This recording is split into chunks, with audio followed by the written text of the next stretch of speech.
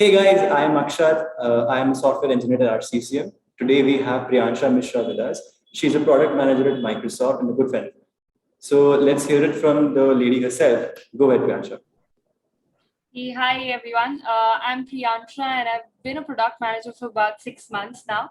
I work with Microsoft and I've been with Microsoft for about 2 years now. Earlier, I was a Partner Technology Strategist in their sales and marketing org, and now I sit in the engineering unit as a product manager. It's been a crazy journey so far, starting right from college and landing into Microsoft. So that's been great, and that's what we're here to talk about. So yeah, Akshat, go ahead and dive right into the sessions. Thank you so much for your introduction, Priyansha. So I know that you graduated from Manipal Institute of Technology in 2019, and it has been quite an amazing journey from college to Microsoft, right? So it's a dream company for so many people out there, even the engineering students and even the working professionals for that matter. So could you please elaborate on that? How was your journey from college to Microsoft? Right. So I think when I entered college with very low self-confidence because I felt like, I've lost IIT, it's over for me, and I really can't do a lot with my life anymore. So I was very low on confidence. I was just trying to manage my way through, make the best out of whatever opportunity is available to me. And I think in my first few years, I did struggle even quite a bit with, my core engineering branch, which was electronics and communication. So that did not strike well with me. But what worked for me was what was happening outside the classroom. And I did spend a lot of my time, learning from everything that was happening around, like whether it was some startups. I used to intern at some startups, or be a part of any and every club that sounded exciting to me. I even started my own club. So all of those things really helped me build skills outside of the classroom, as some things in the classroom were not hitting the right note for me. So that was me in college. And to be honest, Microsoft was not my dream company. It was beyond my dreams, in all Okay. honesty, right? So I never expected that I would get into Microsoft. And when I gave the exam itself, the aptitude test, that was the first round. I gave it as a practice test. I thought, it'll just help me understand what exams are actually like, right, for placement. So it was beyond my dreams. I never expected to even get an interview call. So yeah, I think Akshat, you were with me when I got that call. So Yeah. you remember very well that I was busy taking my pictures and formals, and I had no interest in Microsoft's interview calls at that point, because I did not for the slightest moment think that I would get the call. So yeah, so that was about that journey till that interview. And I think, yeah, after the interview process started, after I got that first opportunity, I was just so pumped to kill it and actually land the internship, and then the internship translate that into the job. So it just it was like a domino that just started from there. Yeah. Lovely, lovely, Priyansha. I mean, yeah, I remember distinctly when I was there with you when you just got the call that the Priyansha Mishra has been taken forward for the interview procedure, and it was an amazing, amazing moment. So thank you so much for sharing that experience. So Priyansha, can you tell me what was your strategy while you were giving those aptitude exams like you spoke of? So did you have anything in your mind while you were approaching for the aptitude test? Yeah, so what really happened before these internship rounds started was it was our third year summer, right? And a lot of my friends, my batchmates were interning in a lot of big places, right? I was seeing this in my feed, and I would always feel this, that why am I not doing that? How do I get the opportunity to do that? So that actually started that motivation in me to land that internship right when third year started. So that's where I started my preparation in third year summer. I before third year summer third year the summer before third year, there I started working on my aptitude. I think there were a couple of very recommended books. So these are like standard books that everybody sticks to. I think RS Agarwal and a few others that everybody sort of swears by. So I just use these to brush up my aptitude. But that's the place that I actually put in effort and did my practice before college even started, right? So when college started, I think this is the first round, at least for Microsoft GSMO. The process may have evolved now. So this is when I back when I actually interviewed and I went through the process, which was about 4 years back, I believe. So it's been some time. I don't know how the process is like now, but that was the first round back then. So for me, clearing the Aptitude was actually the biggest challenge. I was a little more confident on my interviewing abilities and my group discussion abilities than I was on, being quick on Aptitude. So that's where I Right. put in the effort. I knew that was a gap for me, so I put in effort there and try to bridge that gap in time for the actual placements to start, right? So that was first. And I think other than that, in the interviews and in the group discussions, right, while like I said, I did not expect to land till there. Once I did, I spoke to a lot of people who were working with Microsoft, and some of the things that they told me to showcase in these interviews, much beyond the technical skills, was things like growth mindset, things like asking the right questions, not being not holding back. Like for example, when you're presented with a technical problem, right, a lot of the times they will give you insufficient information about that problem, right? They want you to ask the right questions, ask and fetch that data, right? A lot of the times we are hesitant to ask because these are interviewers, these are people from Microsoft. You Right. have that hesitation. But I think the best advice that somebody, a senior of mine, gave me before my interviews, that don't be afraid to ask the questions and ask the right questions. I think that really passed on a good reflection of you to the interviewer. So that is something that I think worked for me. And I think other than that, just showcasing that I'm willing to learn, and I can showcase that from my resume as well, that there are things that I used to struggle with, but I because it had to be done, I actually picked up that skill, I built that skill, I strengthened that skill, right? Showcasing that, also showcasing the willingness to learn, is something I think that Microsoft does care about. This is beyond the technical stuff, and why I'm talking about that is because my interviews and people watching for the other roles, like, it'll be very different, right? A software development interview cycle is very different than what I went through, right? But I think some of the core soft skills will always remain because they're an integral part of the Microsoft culture, right? They're not interview or role specific. So yeah, so from that perspective, I think growth mindset, customer obsession, asking questions, being open-minded, listening very well to what the interviewers are saying, right? So all of those soft skills are something that are tested. And I think I would recommend that you go ahead and have a look at the culture page, right? We have a Microsoft culture page, and look at what are the important things there. Things like customer obsession, growth mindset, concept, you'll find there as well. And there are a couple of other things that Microsoft really cares about, like diversity and inclusion and accessibility. So these principles are very core to Microsoft, and if you can showcase your interest, your excitement around these things as well, I think that aligns fairly well for the interviews.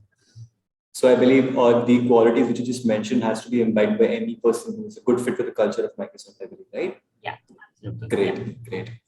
Cool. So Priyansha, when you just joined Microsoft, what was your experience? How did you feel? Like such a big organization, you're stepping into the very nascent stage, right? How was the experience for you? Imposter syndrome, definitely.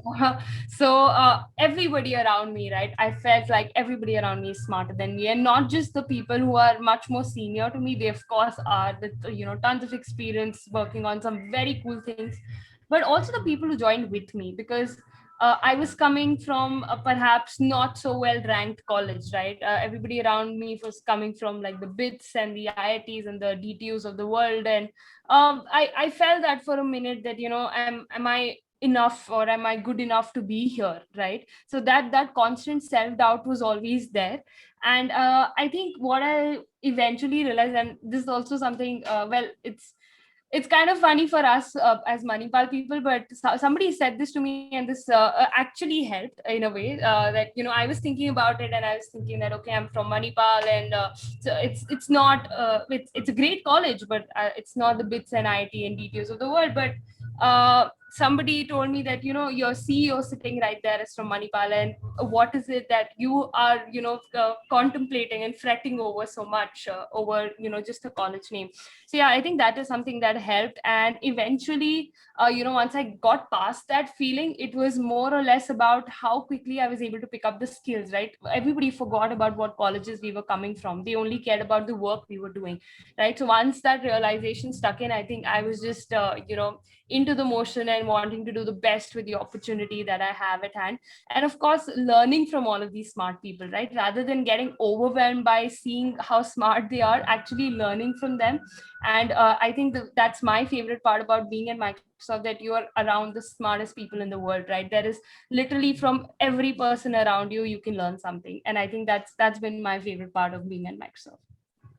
So I think definitely learning is something which drives people to learn, to, the curiosity which just comes from the person. That's what drives people to learn more things and become a better person for themselves, because it focuses on the holistic growth of a person, I believe, right? And like you said, the CEO of Microsoft is again from Manipal. So it might feel in the beginning like it's a little intimidating for new people who are joining from a third tier college or something like that, because they're IITs and Bits Pilani people, like you said. But again, it's all about how you catch up with the environment and how do you feel after a certain point of time. So Priyansha, you joined as a partner technology strategist, and today you're a product manager. So I'm sure it must have been quite a journey from place A to place B. Could you elaborate on that? Yeah. So I think one of the things I want to start off with is that Microsoft culture really encourages movement, internal movement, right? And I think when we start off, there's this thing that Satya always says when he's talking to young guys, is to use Microsoft as a platform to pursue your own passion, right? And which is why they're very flexible around internal movement to help you find what you are passionate about and help you really do what you actually love doing, right? So with that context set, I think around the somewhere around 1.5 years into my journey as a PTS, I felt that something was missing, and I was looking for certain elements in a role that my current role was not giving me, and the growth had sort of started to plateau, right? So with that in mind, I think I worked with my manager to really explore other roles, explore other roles inside my organization, which at that point was sales and marketing, and also outside the organization, right? So I networked a lot, I spoke to a lot of people, understood what they do, and what is their day to day like, right? So really getting a grasp of their roles. I also did some stretch projects around the organizations. I used to work with folks and take up their extra stuff on their plate and help them out with that to get a feel of what their work is actually like. So I did this for quite a few roles, and I think what really worked for me in the product management role was that feeling of seeing your work out there into a product, right? So it's kind of if I was a PM for Zoom, I would be having this meeting and I could point to something and know that, okay, that was my brainchild. Once upon a time I just wrote a spec for it and now it's out there in the product, right? So that feeling, I really like that. I really like that, and that was something that I was chasing all along, I think. And I found that in product management, and I love that. So yeah, that's where I made the decision that I want to switch here. And I think I perhaps got lucky with my first interview itself. So I pinged the hiring manager, and it so happened that he was looking to close out on a person very soon, and they were in urgent requirement for somebody. So within 3 days, I was made the offer. I gave a bunch of interviews in 3 days, but it happened all very quickly, right? So I usually processes take longer, and I was expecting that, but yeah, it all happened very quickly for me. But I was super excited for the new role, and I really enjoyed what I'm doing. So internally, it's actually, like I said, the movement is much easier because they can see your track record on the internal tools. They know what kind of a persona you bring. They can talk to your managers and know about you more, right? And I think there were enough transferable skills that I was getting from my partner tech strategist role to the product management role, right? So on seeing that, on seeing my track record, they were convinced that I would be a good hire for this role, and then they went through the usual design interviews that they do to align that part of it, and then yeah, landed into the offer. So that's how it worked out for me, and I think it was a very smooth journey because internally the movement is amazing. So yeah. That's really great, Priyansha. So Priyansha, can you tell me what are the responsibilities of a product manager at Microsoft?